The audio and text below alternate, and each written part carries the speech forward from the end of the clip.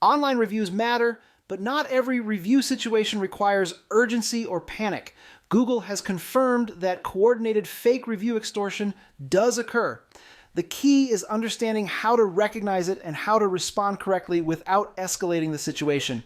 When restaurants stay calm, document properly, and follow a system, they protect their brand far more effectively than reacting emotionally. Welcome back to Table Talk with CafeFuel. I'm your host, Brian Devine, and today we're walking through how restaurants can respond to Google review extortion calmly, professionally, and correctly.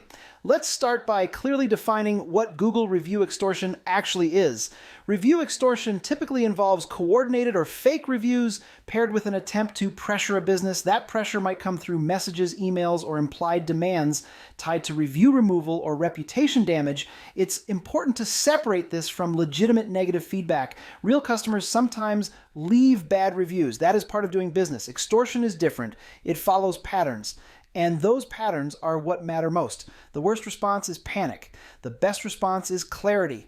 So what are the early signals restaurants should watch for? One common signal is review velocity. A sudden cluster of reviews arriving in a short time frame can indicate coordination. Another signal is duplicate or highly similar language across multiple reviews. Real customers rarely use the same phrasing repeatedly. Account characteristics matter as well. New reviewer profiles with little or no history are another signal to note. Sometimes there are off-platform contact attempts. Messages suggesting payment, concessions, or favors in exchange for review removal should always be documented. No single signal proves extortion on its own. Patterns matter more than individual data points. Before any action is taken, documentation comes first.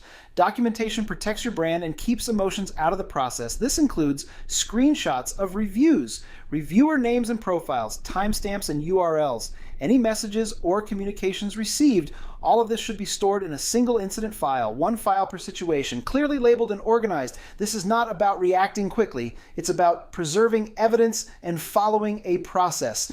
Now let's talk about proper response. There are a few things restaurants should not do. Do not pay. Do not engage emotionally. Do not publicly accuse reviewers of extortion. Public responses should remain neutral and professional. They should reflect service standards, not speculation. If a response is posted, it should invite legitimate customers to reach out through official channels without referencing extortion or disputes publicly.